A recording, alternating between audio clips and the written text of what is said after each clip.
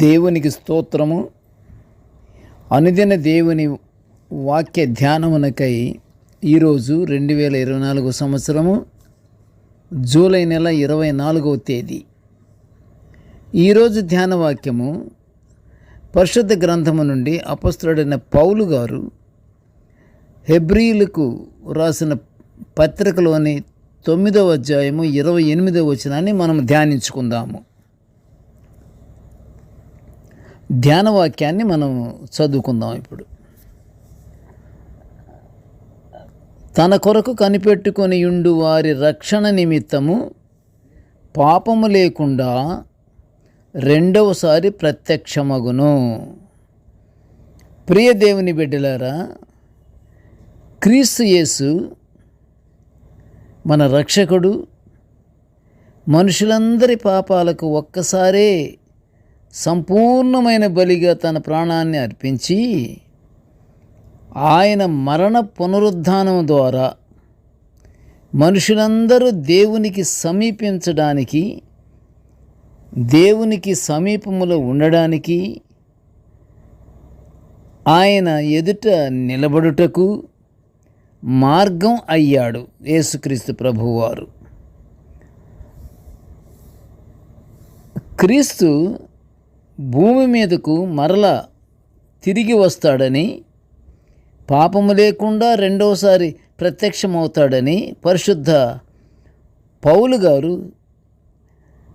హెబ్రీల సంఘమునకు వ్రాసినటువంటి దివ్యమైన వాక్యాన్నే మనం ఇప్పుడు ధ్యానించుకుంటున్నాము. అలా వచ్చే దినము అది క్రీస్తు దినమని కూడా పిలువబడుతున్నది.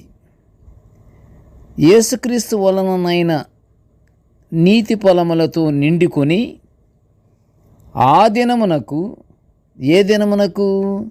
ఆయన రెండోసారి ప్రత్యక్షమయ్యే దినము. ఆ దినమునకు జాగ్రత్తగా వినండి ప్రియ దేవుని బిడ్డలారా. ఆ దినమునకు, ఆయన ప్రత్యక్షమయ్యే దినము నాటికి నిష్కపటులై నిర్దోషులుగా ఉండవలను అని అపొస్తలుడైన పౌలు గారు ఫిలిప్పీలకు రాసిన తన పత్రిక 1వ అధ్యాయము 9లో ఆయన తెలియపరుస్తున్నారు. క్రీస్తు అనుగ్రహించే రక్షణ కొరకు ఆయనను విశ్వసించేవారు ఈ దినం కొరకు, ఏ దినం కొరకు? ఆయన రెండోసారి ప్రత్యక్షమయ్యే దినము కొరకు ఓపికతో ఎదురు మనము చూస్తూ ఉండాలి. యేసు ప్రభు వారి శిష్యులు చూస్తుండగా యేసు ప్రభు వారు పరలోకానికి ఆరోహణమయ్యాడని, యేసు ప్రభు ఏ రీతిగా పరలోకానికి ఆరోహణమై వెళ్ళాడో అదే రీతిగా ఆయన తిరిగి వస్తాడని దూతలు తెలియజేయడాన్ని అపొస్తలుల కార్యములలో 1వ అధ్యాయము 11వ వచనంలో ప్రస్తావించబడింది. ప్రియ దేవుని బిడ్డలారా, యేసు ప్రభువు మన కొరకు ప్రతిష్ఠించిన మార్గమున,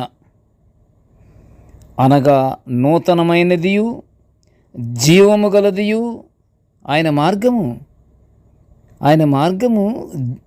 జీవము గలది.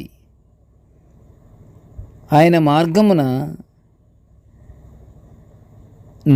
అంటే నూతనము, జీవము రెండు ఉన్నాయి ఆయన మార్గములో. అందుకని ఆయన శరీరము అను తెర ద్వారా ఏర్పరచబడిన మార్గమున నడచుచు సంపూర్ణ విశ్వాస నిశ్చయితతో యథార్థమైన హృదయముతో మనము దేవుని సన్నిధానమునకు చేరుదాము అని పౌలు గారు హెబ్రీలకు రాసిన పత్రిక 10వ అధ్యాయము 19వ వచనములో ఉద్బోధించిన ఆత్మీయ మాటలను మనము హృదయములలో భద్రపరుచుకొని మనము జీవించాలి. ప్రార్థన చేసుకుందాము. ప్రార్థన. కృపగల తండ్రి, జీవముగల నాయన, నీ పాదములకు స్తోత్రములు తండ్రి. నీ దివ్యమైన వాక్యాన్ని నిత్యము మేము ఇలాగా ధ్యానించుకునే గొప్ప భాగ్యాన్ని మాకు అనుగ్రహించినందుకు నీ ఘనమైన స్తోత్రములు తండ్రి. ప్రభువా, నీ రాక కొరకు, నీవు రెండోసారి తండ్రి ప్రత్యక్షమయ్యే రాక కొరకు మేము పూర్ణ హృదయముతో, శుద్ధ హృదయముతో మేము కనిపెట్టుకొని ఉండే భాగ్యాన్ని మాకు అనుగ్రహించమని వేడుకొనుచుంటున్నాము తండ్రి. నాయన, నేటి ధ్యాన వాక్యమును వినుచున్న ప్రతి బిడ్డను ఆశీర్వదించయ్యా.